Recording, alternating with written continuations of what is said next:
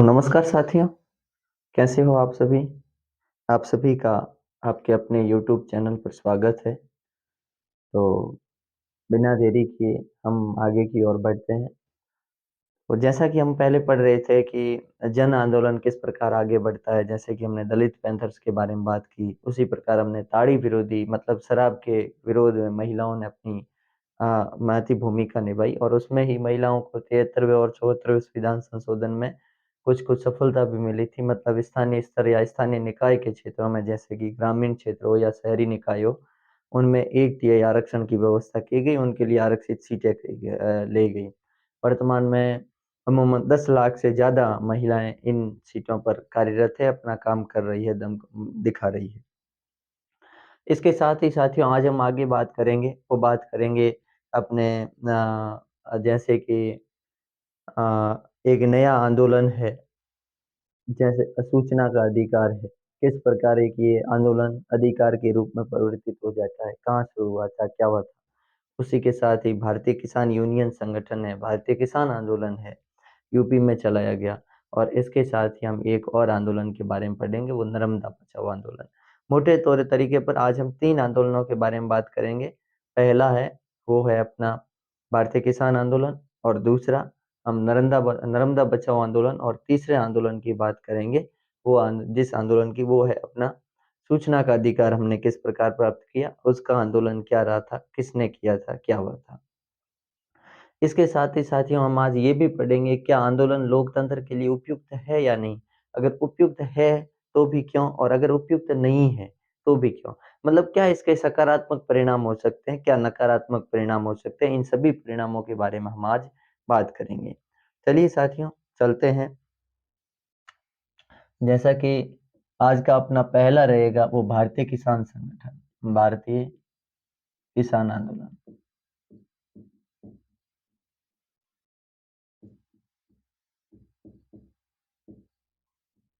ये भारतीय किसान आंदोलन एक ऐसा आंदोलन है जो अभी तक रुका नहीं है, ये चल रहा है।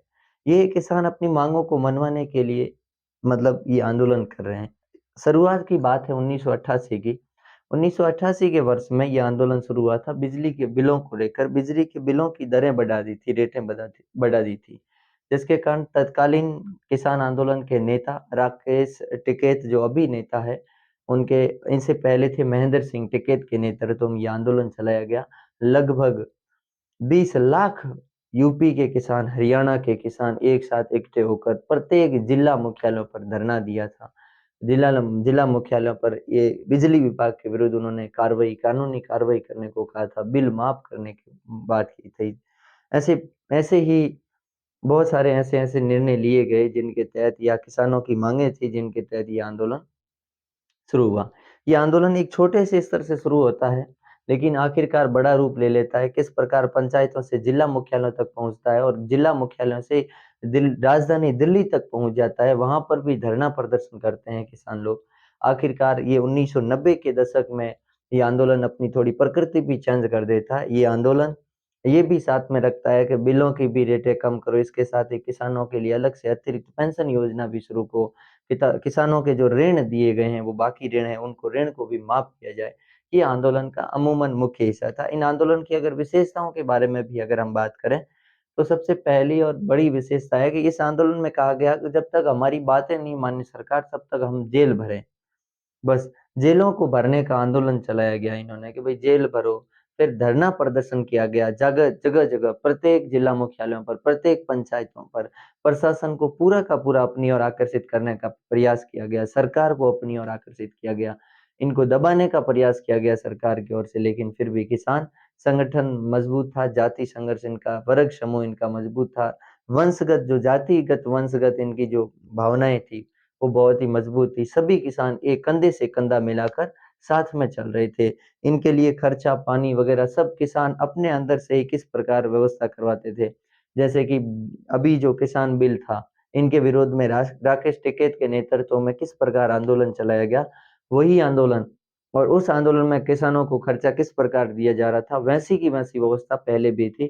तो ये आंदोलन यूपी से शुरू हुआ था, मेरठ से।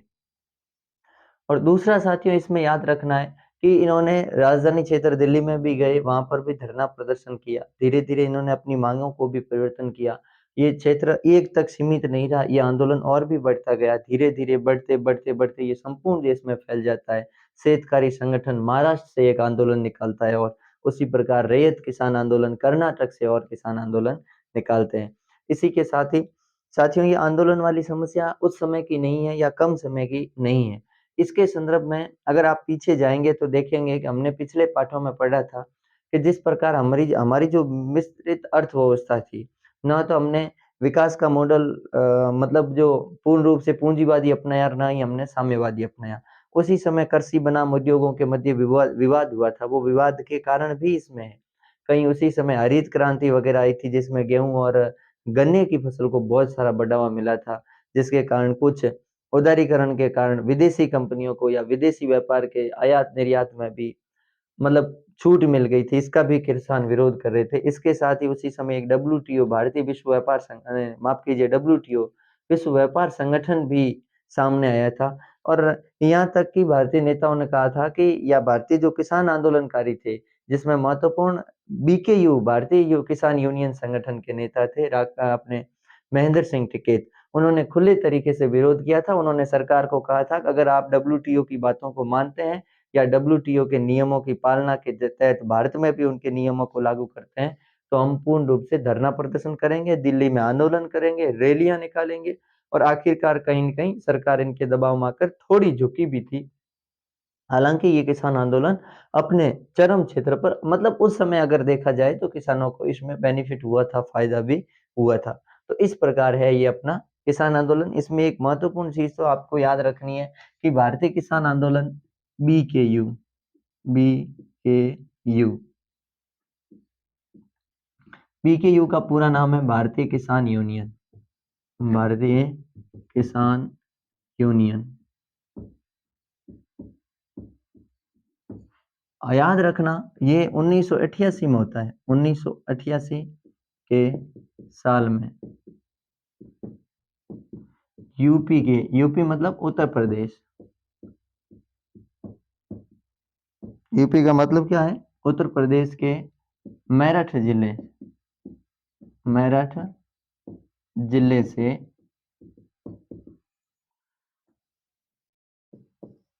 बिजली बिलों की दरें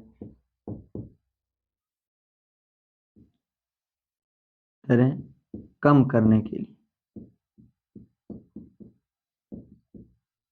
लिए आंदोलन चलाया गया। ठीक है। और बाद में यह आंदोलन अपनी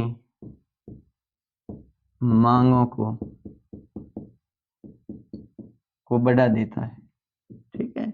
जैसे कि कौन कौन सी मांगे बढ़ रही थी, एक तो बिजली, एक तो किसान ऋणों को माफ करना, किसान ऋणों को माफ या कम करना,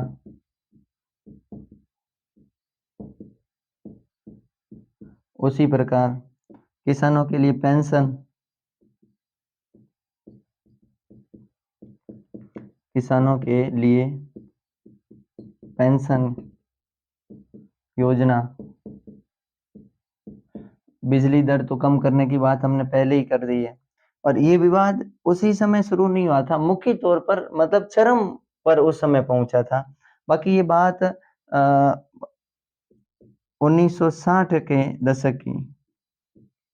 दशक की हरित क्रांति से शुरू हुआ, क्रांति से शुरू हो गया था। अब देखिए, बीकेयू का पूरा नाम पूछ रहे तो भारतीय किसान यूनियन है। यूनियन का मतलब संगठन ही होता है। 1988 के साल में यूपी उत्तर प्रदेश के मेरठ जिले से ये बिजली बिलों की दरों को कम करने के लिए आंदोलन चलाया गया, और इस आंदोलन में लगभग 20 लाख लोगों ने भाग लिया। 20 लाख लोगों ने भाग लिया। ठीक है। ये जातिगत और वंशगत होने के कारण इस आंदोलन में, ये आंदोलन असफल नहीं हुआ था, ये आंदोलन पूर्ण रूप से सफल हुआ था। पूरा खर्चा वगैरह सब किसान अपनी भरपाई, मतलब उन आंदोलनकारियों को सब मतलब पूरा का पूरा उनका खर्चा है खाने का वगैरह, जो भी उनको सुविधाएं उपलब्ध करवानी है वो सारे के सारे किसान खुद उपलब्ध करवाते थे। अब दूसरी है, इस आंदोलन की विशेषता क्या है? वर्तमान के संदर्भ में बात करेंगे हम आगे, लेकिन पहले हम पढ़ते हैं कि इस आंदोलन की विशेषता क्या है। तो अगर कोई भाई स्क्रीनशॉट लेना चाहता है तो भी ले सकता है। अब देखिए,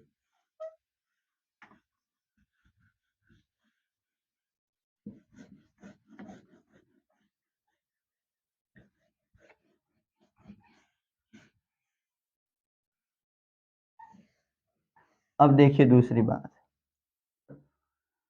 इस आंदोलन की विशेषता,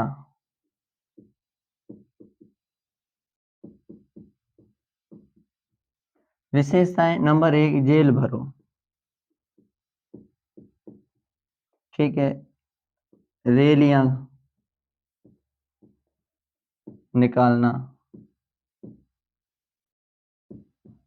ठीक है, इसके साथ ही प्रत्येक जिला मुख्यालयों पर धरना।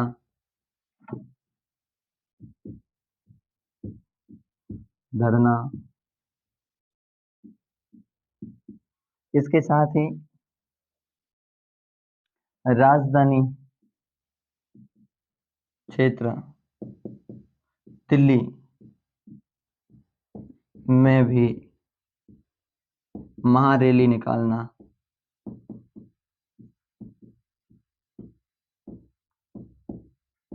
इसके साथ ही ये वंशगत व जातिगत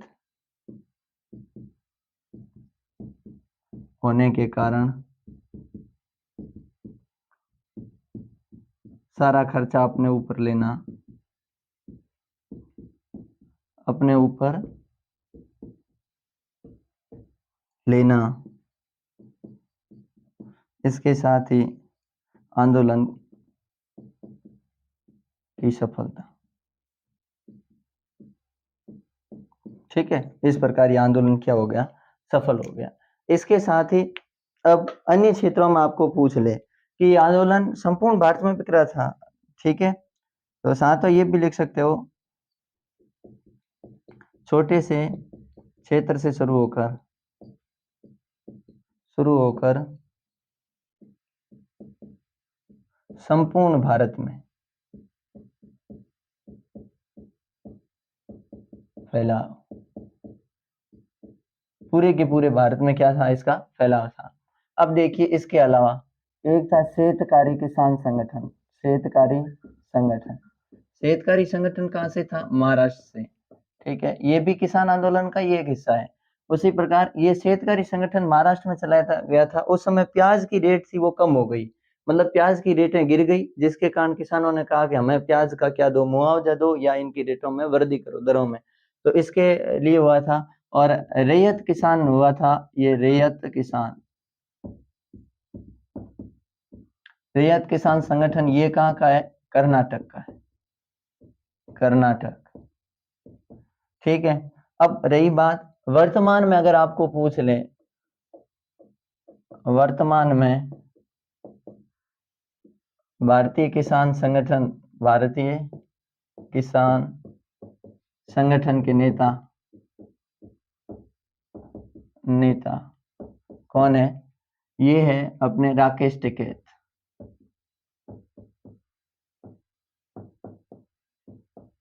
अभी भी चर्चा में चल रहे हैं राकेश टिकैत। अभी राज्य गृह मंत्री के कुछ बयानों के कारण या टिकैत भी वापस बयान दे रहे हैं बयानबाजियों में, या फिर कहने का मतलब है उनका जो आंदोलन है वो अभी पूर्ण रूप से समाप्त नहीं हुआ है, अभी भी जारी है। तो वर्तमान में भारतीय किसान संगठन के नेता राकेश टिकैत हैं और उनके नेतृत्व में किसान अपना आंदोलन कर रहे हैं। उसके साथ ही साथियों, एक और घटना आपको याद रखनी है, 1990 के दशक की है ये भी घटना। और उस समय, जिस समय ये किसान आंदोलन शुरू हुआ था, उस समय इस किसान आंदोलन का नेतृत्व किया था इनके मतलब महेंद्र सिंह टिकैत ने। और महेंद्र सिंह जी टिकैत, उन्होंने क्या किया था? उन्होंने सरकार को कहा था WTO के नियमों को हिंदुस्तान के कृषि क्षेत्र में लागू नहीं करना है, हिंदुस्तान के क्षेत्र में लागू नहीं करना है। और इससे लेकर अगर उन्होंने सरकार को चेताया, अगर आप ऐसा करते हो या अगर आप लागू करते हो ये सारा का सारा मामला, तो फिर हम क्या करेंगे, दिल्ली में धरना प्रदर्शन करेंगे। तो आपको अगर पूछा जा सकता है कि पूर्व में WTO के नियमों को नहीं लागू करने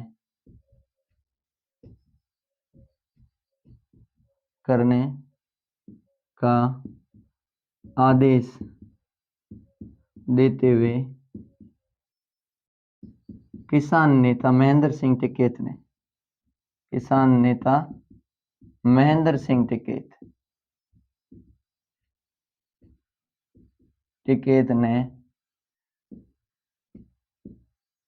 दिल्ली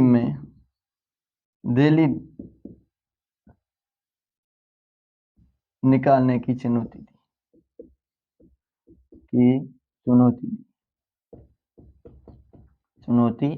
दी। हाँ, इस प्रकार ये अपना भारतीय किसान आंदोलन मोटे मोटे तरीके से यह है। अब देखिए, प्रारंभ में ये किसान आंदोलन था, ये एक जन आंदोलन था, लेकिन धीरे धीरे ये जन आंदोलन राजनीति के क्षेत्र में बदल गया। फिर धीरे धीरे इनके कदम राजनीति की ओर बढ़ गए। आपको पता होगा, राकेश टिकैत ने भी सांसदों का चुनाव, MP का चुनाव लड़ा था। हालांकि वो जीत नहीं पाए थे, लेकिन फिर भी मतलब ये धीरे धीरे राजनीतिक झुकाव की ओर हो गया। फिर किसी न किसी पार्टियों ने भी इसका समर्थन किया, और इनका समर्थन देने के बाद जो भी पार्टियां थी, उन पार्टियों ने इनकी बातों को मानने के लिए या इन बातों को पूरा करने के लिए मतलब लोगों को भरोसा दिया, और एक वोट बैंक की राजनीति होती है, उनके संदर्भ में अपने कदम बढ़ाए। अब हम दूसरे आंदोलन के बारे में बात करेंगे, और अपना वो दूसरा आंदोलन है, वो है अपने कि सरदार सरोवर जो नर्मदा बचाओ आंदोलन है, वो क्या है, क्या हुआ था, कौन से बांध हुए थे, ये आंदोलन क्यों चलाया गया। तो अगर कोई भाई स्क्रीनशॉट लेना चाहता है तो ले सकता है। इसमें महत्वपूर्ण यही है कि अगर वर्तमान के संदर्भ में पूछेंगे तो ये राकेश टिकैत पूछ लेंगे, बाकी या तो पूछेंगे शेतकारी संगठन वर्तमान या कहाँ का है, तो महाराष्ट्र का है। रैयत किसान संगठन कर्नाटक का है। पूर्व में WTO को नियमों को नहीं लागू करने का आदेश देते हुए किसान नेता ने कहा था कि हम दिल्ली में रैली निकालने की चुनौती दी थी, या रैली निकालेंगे। या जो भारतीय किसान आंदोलन की विशेषताएं क्या क्या है, इन विशेषताओं के बारे में, कहाँ से शुरू हुआ था, तो ये थोड़ी सी बातें याद रखनी है, ठीक है। हाँ, अब देखिए, अब अगला है अपना, वो है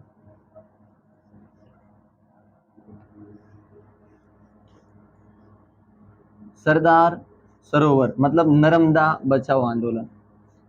क्या है नर्मदा बचाओ आंदोलन, उनके बारे में देखते हैं। नर्मदा बचाओ आंदोलन एक गुजरात की नदी, गुजरात में बहती है नर्मदा नदी, उसके संदर्भ में चलाया गया था। वहां पर बांध के निर्माण में ये एक सरदार सरोवर जो योजना है, ये लगभग 4 राज्यों की संयुक्त योजना है। नर्मदा बचाओ आंदोलन, नर्मदा बचाओ आंदोलन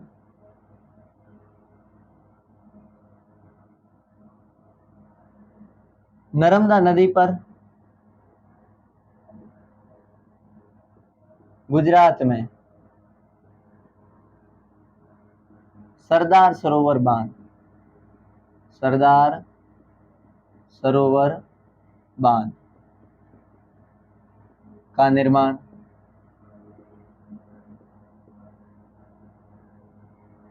बांध के निर्माण के विरोध में। इसके साथ ही ये सरदार सरोवर बांध बनाया गया गुजरात में। मध्य प्रदेश में नर्मदा बांध।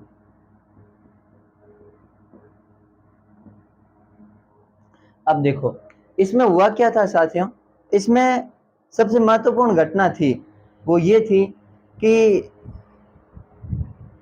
ये जो नर्मदा नदी पर एक गुजरात में सरदार सरोवर बांध बनाया गया, और इसी के साथ ही मध्य प्रदेश में नर्मदा बांध बनाया गया। तो अलग अलग पर्यावरणविदों ने कहा था कि इससे पर्यावरण को घाटा हो रहा है। इसी प्रकार बाकी वाले लोगों ने कहा था, वहां के आदिवासी लोग थे, उन्होंने कहा था हम हमारा यहाँ पूरी की पूरी आजीविका हमारी समाप्त हो जाएगी। इसके साथ ही वहां से निर्वासित होने वाले लोग वही आदिवासी, उनको पता था कि हमें यहाँ, क्योंकि ये हजारों से हेक्टेयर क्षेत्र में क्या बनेगा, बांध बनेगा, जिससे हमें यहाँ निर्वासित होना पड़ेगा। और फिर पहले तो ये था कि यहाँ बांध नहीं बनाना है, पर्यावरणविद कह रहे थे क्योंकि इतने वृक्ष कटेंगे, हो सकता है कभी बाढ़, हो सकता है कि रक्षक ही भक्षक बन सकता है। आज तो ये बाढ़ को रोकने के लिए बनाया जा रहा है, या पेयजल की व्यवस्था करने के लिए बनाया जा रहा है, या सिंचाई की व्यवस्था करने के लिए बनाया जा रहा है। लेकिन हो सकता है कि कभी न कभी ज्यादा बारिश आ जाए, बाढ़ का स्थिति ज्यादा पैदा हो जाए, कुछ भी हो सकता है, तो बहुत सारे गांव यहाँ के जलमग्न हो सकते हैं। तो विशेष तौर से ये आंदोलन गुजरात वालों ने चलाया था। गुजरात वालों ने कहा कि आप सभी को दे रहे हैं, मतलब फायदा पहुंचा रहे हैं, जिसमें गुजरात भी है, मध्य प्रदेश भी है, अपने महाराष्ट्र भी है, इसके साथ अपना राजस्थान का बाड़मेर क्षेत्र भी आता है। तो इन सभी को दे रहे हो, और हालांकि बांध हमारे यहाँ पर बना रहे हो, पर्यावरण नष्ट हो रहा है हमारे ऊपर, और यहाँ हो रहा है। और यहाँ तक कि वहाँ के आदिवासी लोगों ने कहा था, जो जंगलों में निवास कर रहे थे, जिस स्थान पर बांध बनाने का बात कही गई, उस स्थान पर जो लोग निवास कर रहे थे, उन्होंने कहा कि तो फिर हमारे घरों को क्यों उजाड़ा जा रहा है, फायदा आप दूसरों को पहुंचा रहे हो, तो ऐसा क्यों। मतलब अमूमन ये भी उनके बात में थी। शुरुआत में उन्होंने बांध का विरोध किया था, फिर मामला सुप्रीम कोर्ट चला गया, भारत सरकार और सुप्रीम कोर्ट के बीच भी ये टक्कर चली थी काफी। और जो आदिवासी नेता थे या पर्यावरणविद थे, उन्होंने भी इनको इनकार किया था। तो सुप्रीम कोर्ट ने आखिरकार कहा, बांध का कार्य तो चलता रहेगा, बांध निर्माण तो होगा, लेकिन जो लोग आदिवासी लोग हैं या जो जनजातीय लोग हैं वहां से निर्वासित हो रहे हैं, उनको पुनर्वास की व्यवस्था करेगी वो सरकार करेगी, और जल्दी से जल्दी भरपाई करेगी। ये 2003 में कोर्ट ने इनका निर्णय दिया। यहाँ क्या है कि केवल एक बांध को लेकर नहीं थे, छोटे बड़े लगभग 500 के आसपास बांध थे, जिसमें 30 बड़े बांध है, 135 मझले बांध मतलब बीच वाले हैं, 300 के लगभग छोटे बांधों की बात की जा रही है। ये सारे की सारी बातें हैं। तो देखिए, मध्य प्रदेश में नर्मदा बांध है, और नर्मदा नदी पर, ये दोनों नर्मदा और गुजरात में है सरदार सरोवर बांध। ये योजना ये योजना सरदार सरोवर, ये योजना, ठीक है, सरदार सरोवर योजना के तहत 4 राज्यों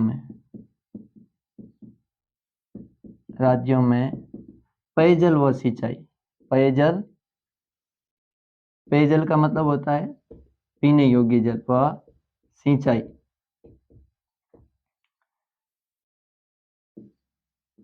की व्यवस्था की जानी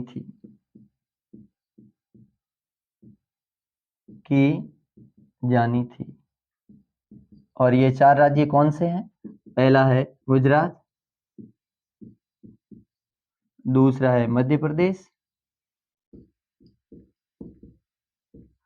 तीसरा है अपना महाराष्ट्र, और चौथा है राजस्थान। चौथा कौन सा है? राजस्थान। ये 4 राज्यों को लेकर ये योजना थी। अब फिर ये आंदोलन चला।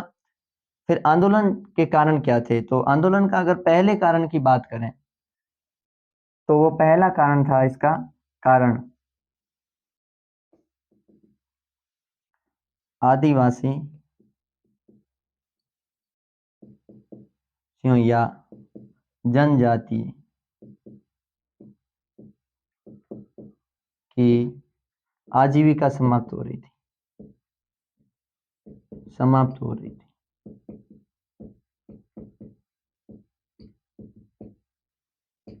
ठीक है। नंबर 2, फायदा सभी का था, लेकिन नुकसान ज्यादा गुजरात का था,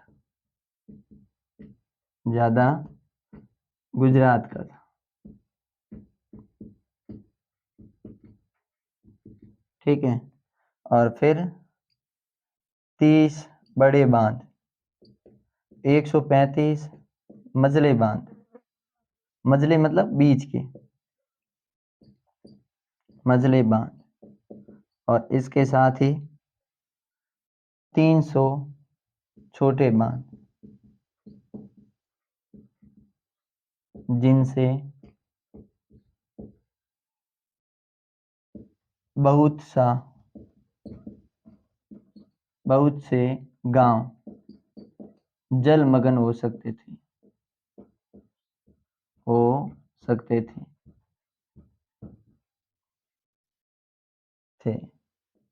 ठीक है। और चौथा, पर्यावरण को क्षति पहुंच रही थी।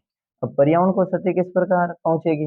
अब आपको पता है कि बांध बनाना है हमें, तो बांध बनाने के लिए वहां की जमीन को तो का मतलब वहां के पेड़ पौधों को तो काटा जाएगा। अगर वहां के पेड़ पौधों को काटा जाएगा तो फिर वहां पर्यावरण को क्षति पहुंचेगी, पर्यावरण को नुकसान पहुंचेगा। तो पर्यावरणविदों ने भी इनका क्या किया? विरोध किया। पर्यावरणविद भी इनके साथ रहे, किनके? आदिवासी लोगों के साथ रहे, विरोध करने में आंदोलनकारियों के साथ रहे।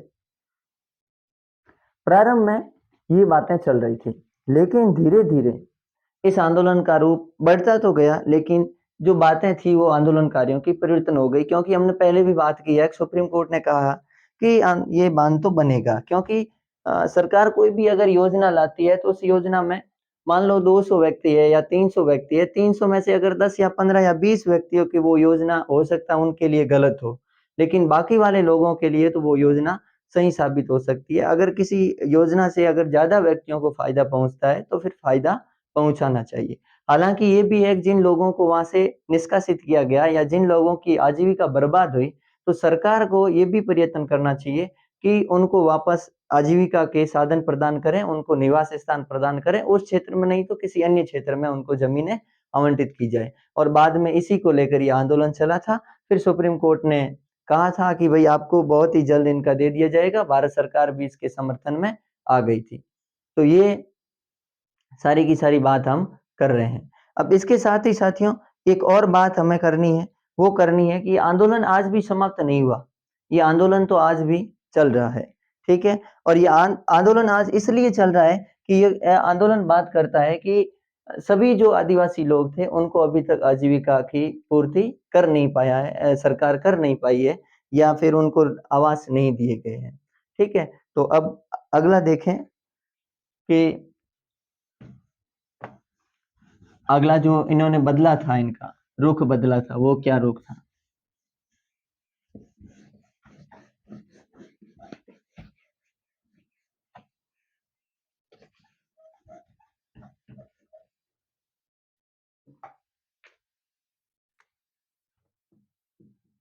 प्रारंभिक बातों को बदलते हुए बाद में आंदोलनकारियों की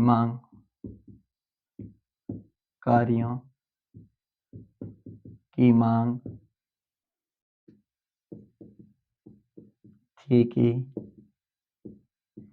जिन लोगों को निष्कासित किया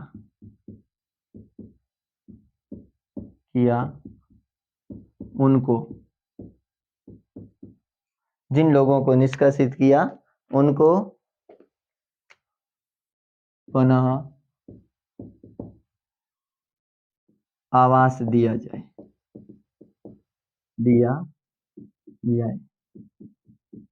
ठीक है। इस बात को 2003 में सुप्रीम कोर्ट मतलब अपना उच्चतम न्यायालय, कोर्ट व सरकार दोनों ने स्वीकार करते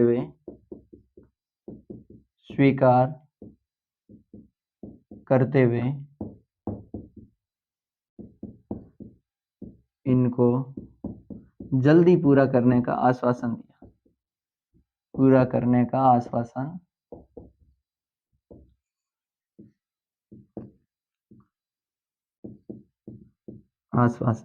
दिया। ठीक है। अभी तक पूरों को नहीं मिल पाया, लेकिन जो लोग हैं वो कर रहे हैं, प्रयास कर रहे हैं, सरकार भी प्रयास कर रही है इनको देने की। तो खैर इस प्रकार ये हमारा नर्मदा बचाओ आंदोलन पूरा हो जाता है।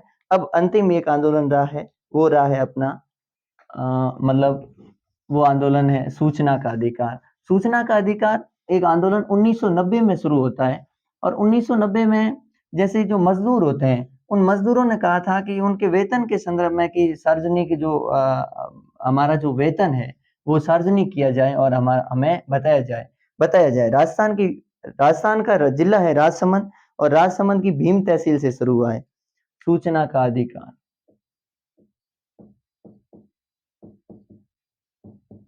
सूचना का अधिकार, ठीक है। 1990 में पहली बार राजस्थान में राजसमंद जिले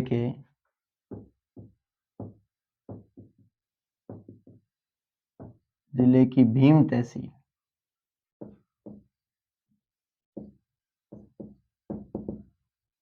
में मजदूरों द्वारा अपना वेतन को सार्वजनिक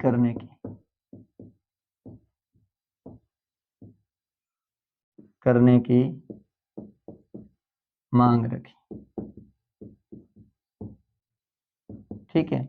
क्योंकि उनको लग रहा था कि उनके साथ क्या हो रहा है, धोखा हो रहा है उनके साथ, मतलब भ्रष्टाचार बढ़ रहा है। जो उनको वेतन दिया जा रहा है वो वेतन पूर्ण रूप से नहीं दिया जा रहा है। तो इस बात को लेकर उन्होंने क्या कहा, 1990 में पहली बार, ये याद रखना, राजस्थान के किस जिले में, तो राजसमंद जिले में। और कौन सी तहसील है, तो भीम तहसील में सबसे पहली बार मजदूरों ने द्वारा, इनका एक संगठन है मजदूरों का,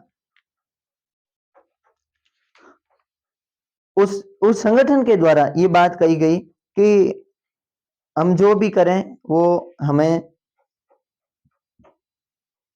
मजदूर किसान शक्ति संगठन, उसने कहा था कि हमारी मांगों को क्या करो, पूरा करो।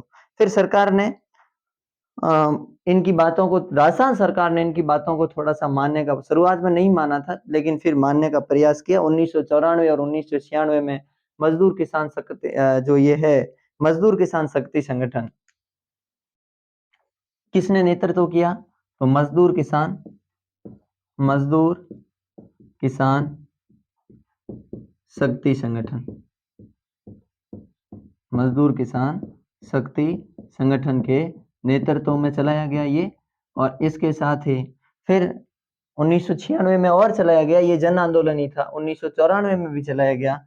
2002 में सूचना संबंधी एक बिल लाया गया, सूचना संबंधी बिल लाया गया, लेकिन वो इतना प्रभावी नहीं था, इसलिए इसे रद्द कर दिया गया। ज्यादा प्रभावी नहीं होने के कारण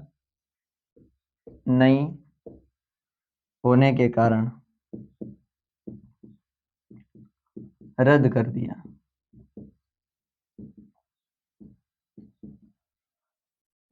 फिर सूचना का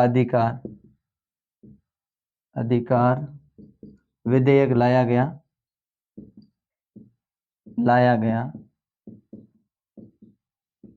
जिसे 2005 में राष्ट्रपति संसद द्वारा पारित करके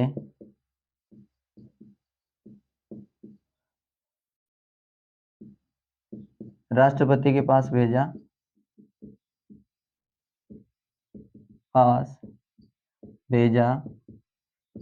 और राष्ट्रपति की मंजूरी मिली। तो राष्ट्रपति की मंजूरी कब मिली, तो राष्ट्रपति की मंजूरी मिली थी सूचना के अधिकार विधेयक को 2005 में, और सूचना का अधिकार विधेयक 2005 में ही 5 से ही लागू हो गया था। इससे पहले राजस्थान में लागू किया गया, लेकिन हाल में वापस ये लागू होते ही, पूरे देश में लागू होते ही इनके नियमों को क्या किया गया, परिवर्तन किया गया। ये 2004 में रखा था, सूचना का जो अधिकार विधेयक है ये 2004 में वापस रखा गया। ये 2002 में एक सूचना संबंधी बिल लाया गया था। ये मतलब सूचना की स्वतंत्रता के नाम से बिल लाया गया था, लेकिन ये ऐसा बिल इतना प्रभावी नहीं था, क्योंकि कुछ न कुछ इसमें समस्याएं थी। तो फिर इस बिल को प्रभावी करने के लिए 2004 में पुनः अधिकार लाया गया, जो सूचना का अधिकार विधेयक है वो लाया गया।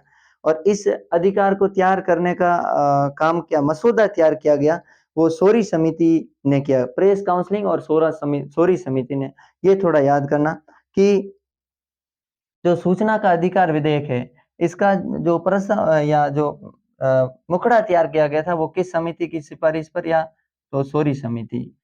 किसने तैयार किया? सोरी समिति। इसके साथ ही जो अपने उपभोक्ता शिक्षा एवं अनुसंधान केंद्र है, उसने भी इसमें भूमिका निभाई। सोरी समिति ने भी भूमिका निभाई इसमें, और इसके साथ ही प्रेस काउंसलिंग ने भी इसमें भूमिका निभाई थी। तो खैर, ये तो है अपना सूचना का अधिकार। अब साथियों, ये आंदोलन तो हो गए। क्या ये आंदोलन देश के लिए सकारात्मक है, या एक लोकतंत्र के पक्ष में है या विपक्ष में है, या एक लोकतंत्र को आगे बढ़ने की प्रेरणा देते हैं, या ये लोकतंत्र को पीछे धकेलने की प्रेरणा देते हैं? तो इसमें दोनों तरह है, एक सकारात्मक है, एक नकारात्मक है।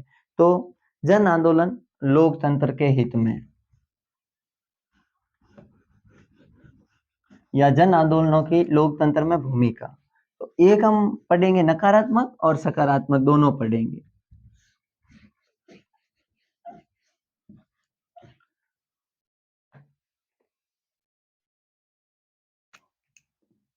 जन आंदोलनों की लोकतंत्र में भूमिका, लोकतंत्र में भूमिका। ठीक है। अब इसका एक सकारात्मक पक्ष और एक होता है नकारात्मक पक्ष। अब देखिए, उपयुक्त है सकारात्मक पक्ष, लेकिन बात हम दोनों की करेंगे। पहले है सकारात्मक पक्ष। जन आंदोलन लोकतंत्र को मजबूत करते हैं। पहली चीज तो यही है कि लोकतंत्र की मजबूती का सबसे बड़ा साधन है तो वो जन आंदोलन है। नंबर 2, इसमें जनता की बातों को सरकार के सामने पेश किया जाता है। जनता किन किन समस्याओं से जूझ रही है, उनके बारे में सरकार को अवगत करवाया जाता है।